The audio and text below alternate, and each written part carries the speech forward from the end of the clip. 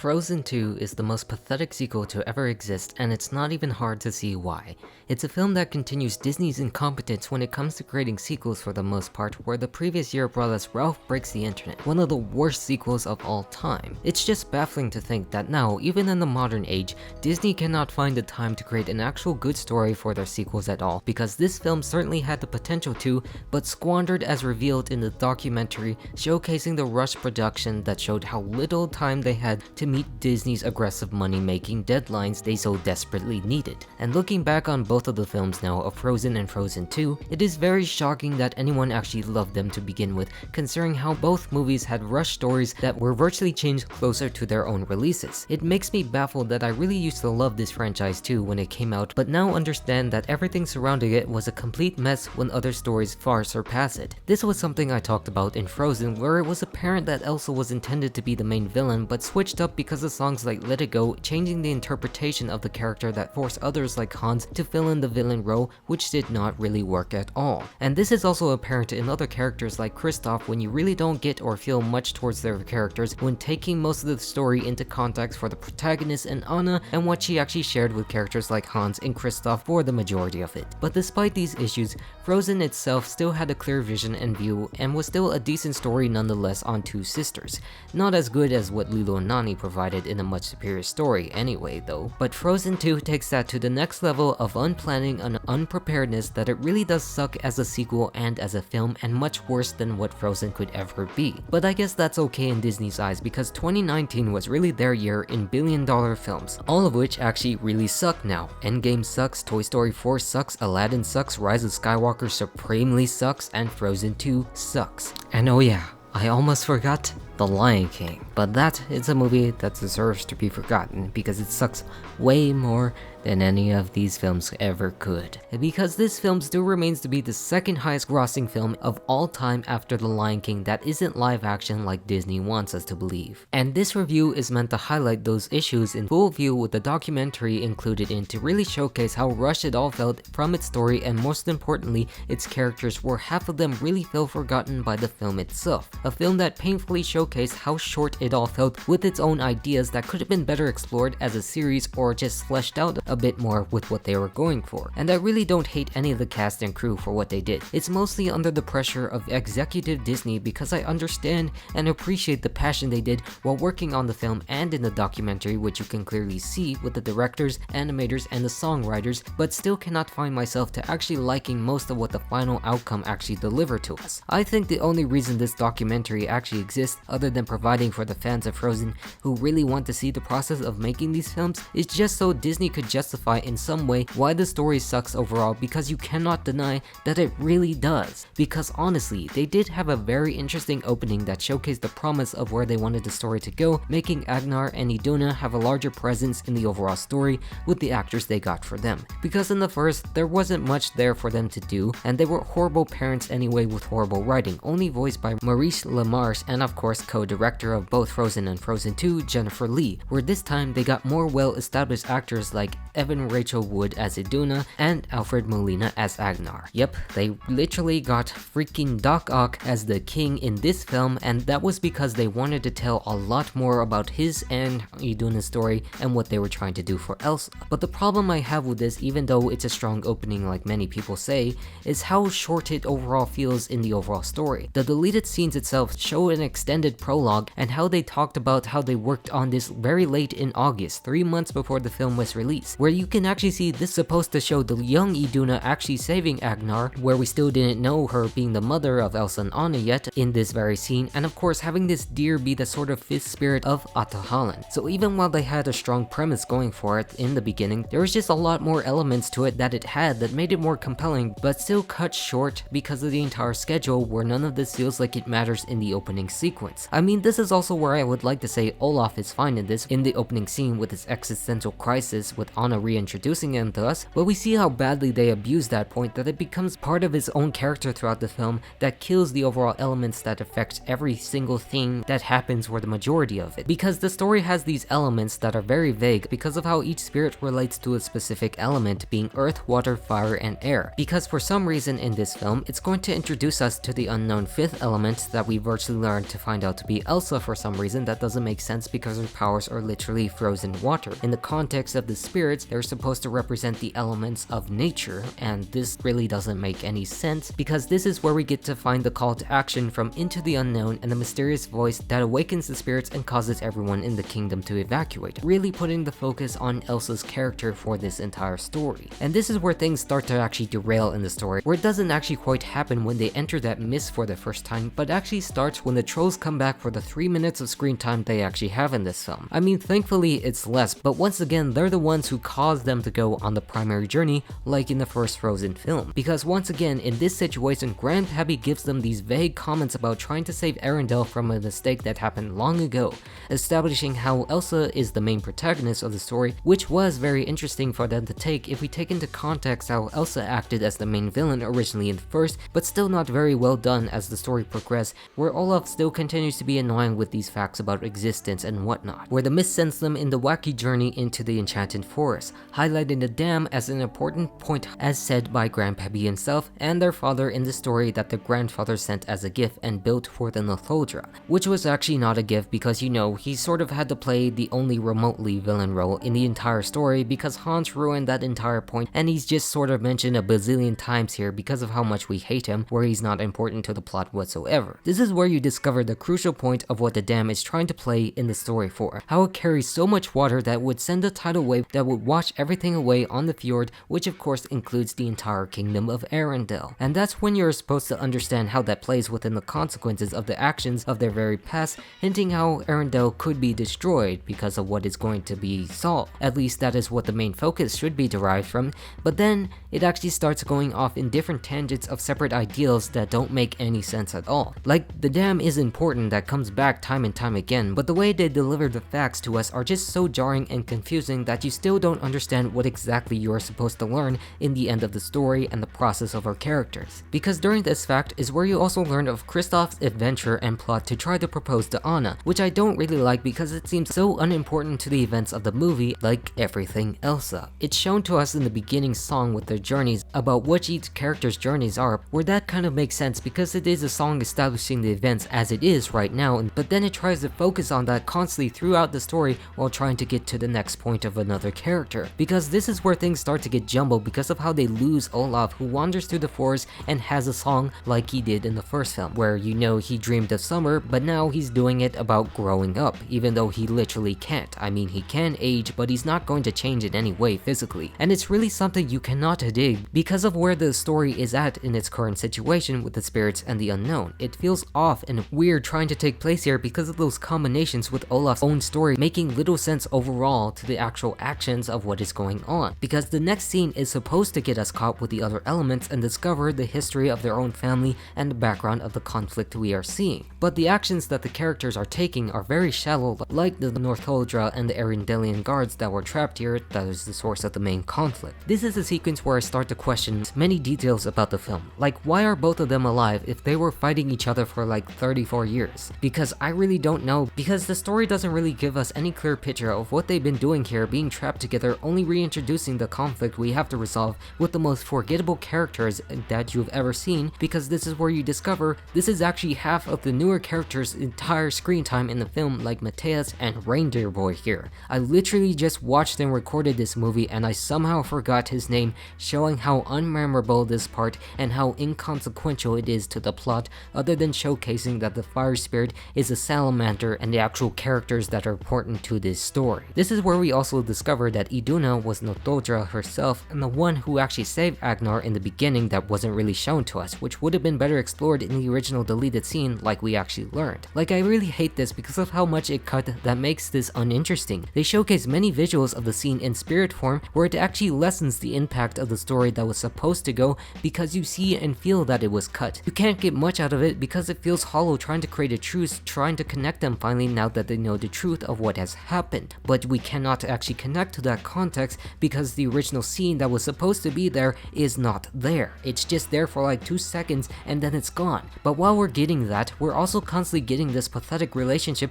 between Elsa and Anna, which is virtually doing the same thing of the first movie, one wanting to go off while the other one wants to stick with her. I think it was fine to try to do something with this with the story that they really wanted to go for, but the elements you realize in this muddled story just make no sense to why they're continuing this when both of their stories from the first and the beginning of this are being intertwined. I'll speak more a bit on that part a little later when they leave this scene, because this is where they somehow focus on Kristoff having more chemistry with the Northuldra reindeer boy rather than Anna in either of the two films. It's where you understand how this only exists because they wanted to give Kristoff his own solo song as described in episode 2 of the documentary, creating this uninteresting, out-of-place side story about him trying to find ways to propose to Anna. One where we get to see our heroes get caught up trying to chase after each other with one muddled reason after the next, so much so that we really had to give Kristoff his own moment here that doesn't make any logical sense at all. I mean, don't get me wrong, Lost in the Woods is good, but it's just so out of place within the story and of course the tone of the songs of the film that characters like Elsa and Anna are going through, and giving him this moment takes you out of what is actually going on. You are more confused by the movie than anything else because it doesn't make sense, and only done because there was hardly any character to Kristoff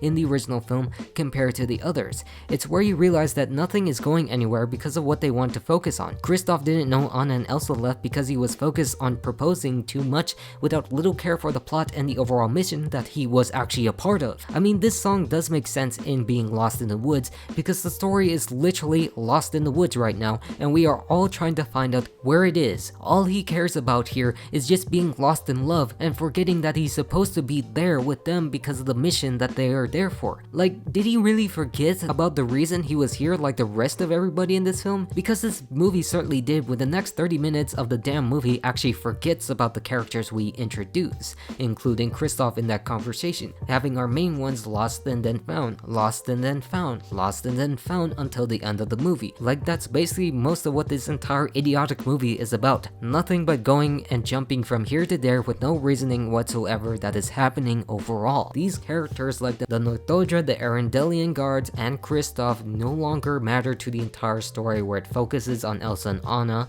and that makes no sense considering how integral they are to the connection of the prologue. This is where we discovered the ship that their parents died on in the siege, discovering that they were going to Auntie Helen for ways to help Elsa with her gift. Like, I have to say in this part, it's really beautifully animated, really gorgeous, but the circumstances again are just really pathetic, figuring out that because of their mother's connection with the spirits and saving Agnar, that they rewarded them with Elsa as a gift for her power, which is stupid considering that her gift is the cause of every single problem we have in these films, where you really start to understand how much they never made sense within the first film, having both of them hardly help Elsa in any way and contribute to the terrible decisions of the first movie, and trying to half-heartedly explain that right here in the situation that was cut, where they just now start praising them as heroes for literally no reason at all. Like, there's absolutely nothing in the scene that is good because of the context behind the events and the half-assed explanation of Elsa's powers and background to why it was here. Like, why should these spirits have rewarded her with that gift if this dumbass didn't do jack shit to help her own daughter control her powers for one so invested with the spirit and the magic that bridged the worlds of the two people despite Arendel's mistakes? It's just a moment where the problems are just stacked onto each other in a very short sequence that contradicts the messages overall of the first film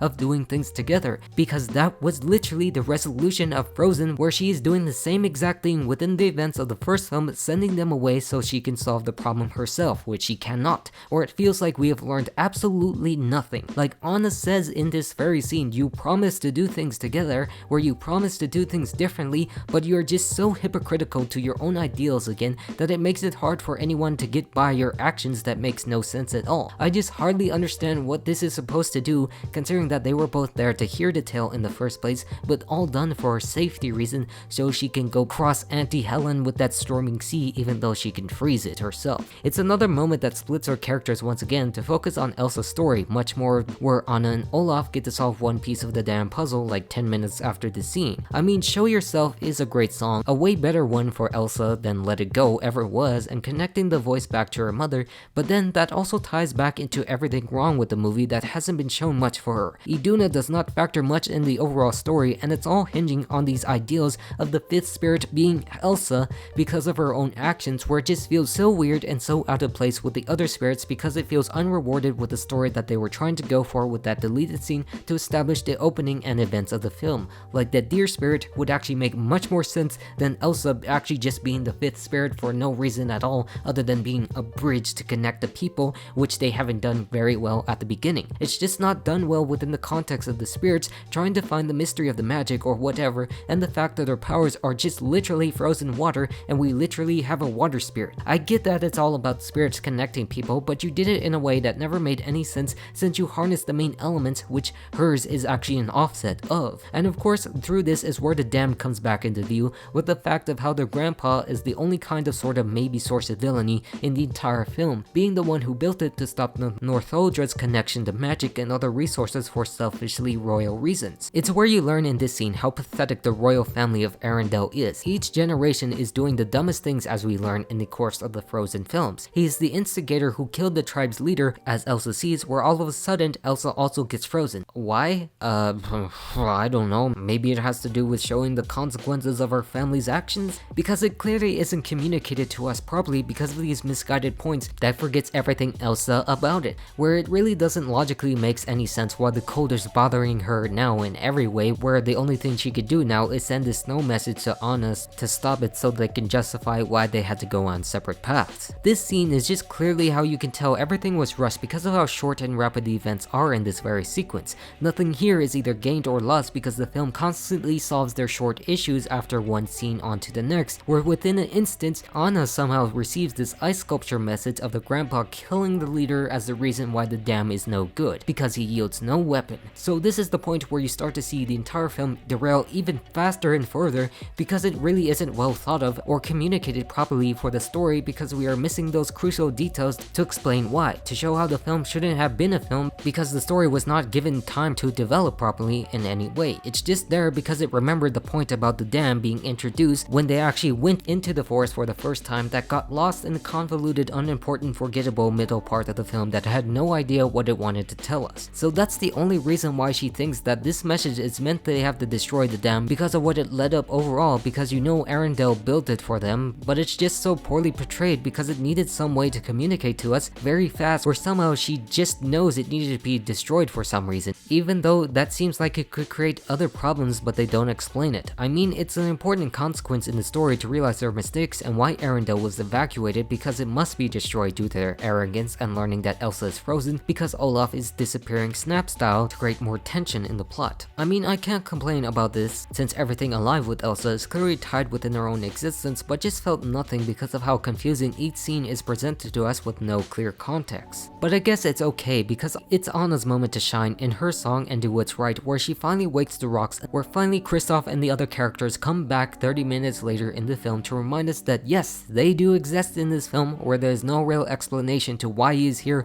rather than just being there in time to save Anna, whom he wants to propose to. Like, it really does just wander so aimlessly around and makes you more infuriated because of how it just appears just like that. But that's not the worst part, because we go back to Mateus trying to defend the dam with 5 other people against the big ass rocks that can crush them, where Anna half-heartedly explains how the dam is the cause of their problems and the grandfather was a bad dude, and Elsa gave her life for this info that somehow he actually agrees to within a second because there's just no more time left in the entire story. Like, once again, the film does not communicate any point it tries to make properly because it had no time to do so. There is nothing here that makes remotely any sense since the writing went off the rails 10 minutes ago. It's just so weird how this film made more money than the first film, but has nothing about it that is memorable compared to the first because of stuff like this. It just does not make any sense why Anna has to be up there when she could get down. There is no way she could have escaped in time, or conveniently Elsa gets unfreezed where it breaks down and saved by the water spirit to stop them from crushing Arendelle completely. And this, my friend, is actually the most pathetic scene in the entire movie because of how they both ride the dam that stopped the tidal wave from destroying the kingdom. Like, the entire build-up of the dam itself was to let the spirits show that Arendelle must pay for the sins of their own actions that wrongfully hurt the Northodra and the balance of nature or whatever. It continues how things just get solved as soon as the problem was presented and makes nothing actually matter to the overall story.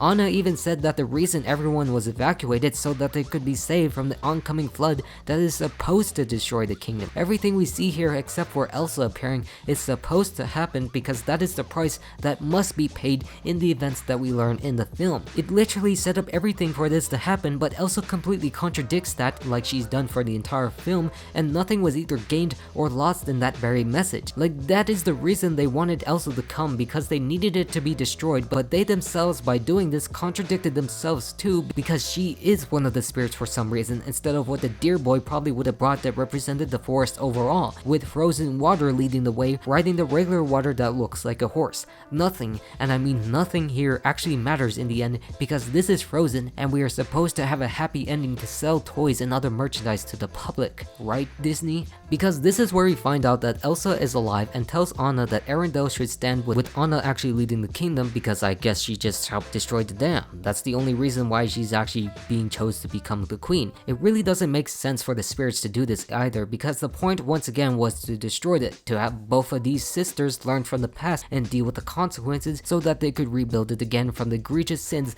that disrupted the balance of the spirits that haven't really been told and delivered to us well in any capacity. This is all just done so we can make Anna queen and nothing else, with no time or delivery for her to fit that robe, because it doesn't actually exist. Everything about this film is somewhat way more infuriating than Ralph Breaks the Internet, and that was a way more worse film than this in all aspects, where at the very least Frozen 2 had a plan for its story but managed to screw it all up, where it just makes it 10 times more painful because of those very facts. Like I said, the only thing this film is teaching us is how the royal family of Arendelle are complete absolute dumb idiots who never deserved their positions of power to begin with, or any magical gifts on that side, because they never did anything right to raise each other on their own mistakes. Because everything after this is a total letdown, because like the first, when Olaf was melted, he's actually brought back to life. That makes that emotional moment feel less impactful because of how quick it was and how he was revived right here and then. You know that ending where Elsa actually froze and Thanos snapped Olaf out of existence? Well, that never actually really mattered because they're both back in this moment.